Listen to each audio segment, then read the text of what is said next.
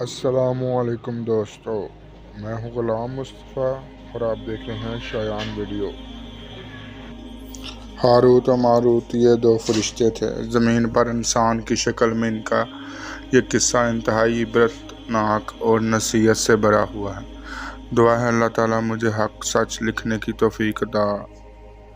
قرآن مجید میں دو فرشتوں کا ذکر ہے، ہاروت و ماروت۔ یہ دونوں فرشتے تھے جو شہر بابل میں بصورت انسان رہتے تھے۔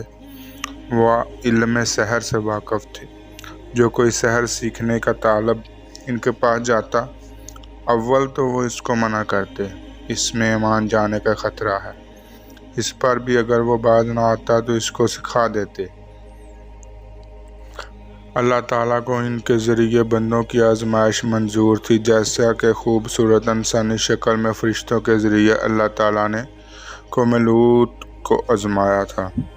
صاحب تفسیر حقانی لکھتے ہیں، ہاروت و ماروت شہر بابل میں دو شخص تھے جن کے ان کے عجائب افعال اور نیک چلن کی وجہ سے ان کو لوگ فرشتے کہتے تھے اور ان کا یہ لقب مشہور ہو گیا۔ یہ دو شخص اس فن سے واقف تھے مگر اس کو برا سمجھتے تھے، یہاں تک کہ جو شخص ان کے پاس سیکھنے آتا اس سے یہ کہہ دیتے تھے کہ بھائی خدا نے یہ علم ہم کو تمہاری آزمائش کے لیے دیا ہے، اس کو نہ سیکھو ورنہ ایمان جاتا رہے گا۔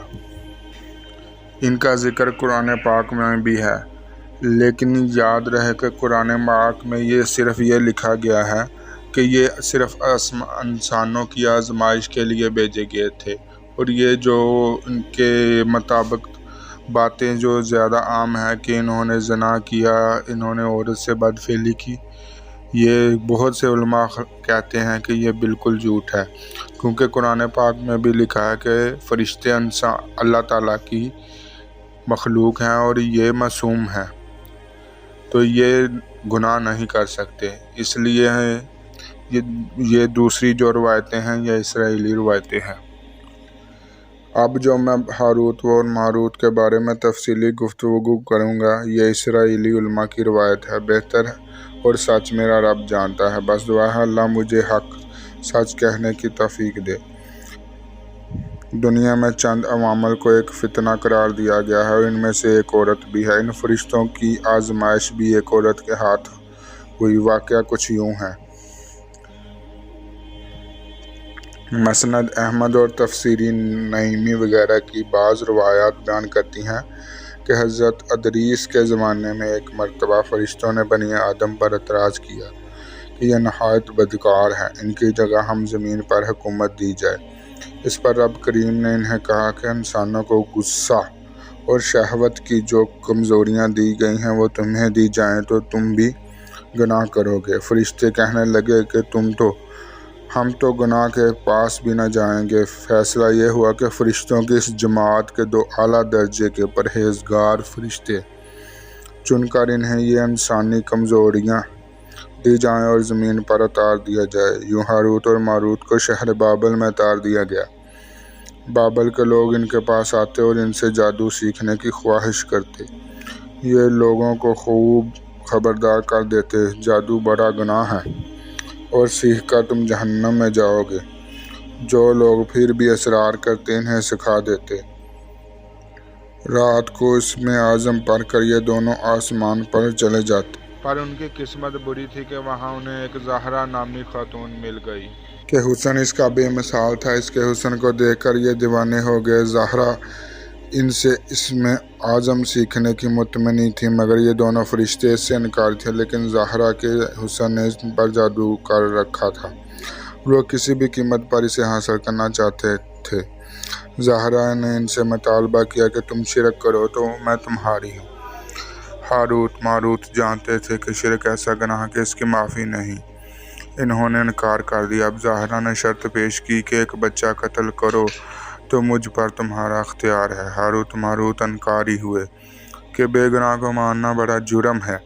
آخرکار زہرا شراب لے کر آئی اور کہا کہ یہ پی لو تو پھر جو کہو گے ویسا کروں گی۔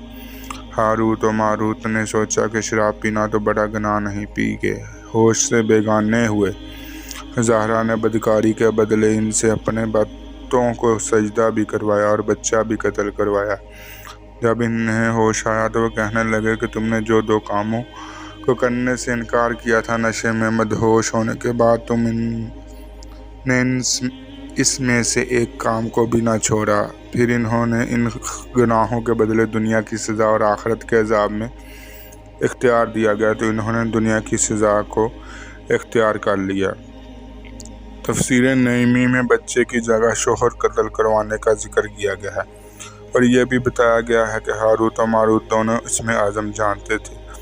اسم اعظم پڑھ کر وہ ہر رات آسمان پر چلے جاتے۔ زہرا نے ان سے نشے کی حالت میں اسم اعظم سیکھ لیا۔ جب ہاروت و ماروت ہوش اور حوس میں واپس آئے تو وہ اسم اعظم بھول چکے تھے، اور زہرا اسم اعظم پڑھ کر آسمان پر چلی گئی۔ ہاروت و ماروت کو بطور سزا زنجیروں سے جکڑ کر چاہ بابل میں لٹکا دیا گیا۔ اس کنویں میں آگ برک رہی ہے اور فرشتے ہر وقت ان کو کوڑے مارتے ہیں اور پیاس سے ان کی زبانیں باہر نکلی ہوئی ہیں۔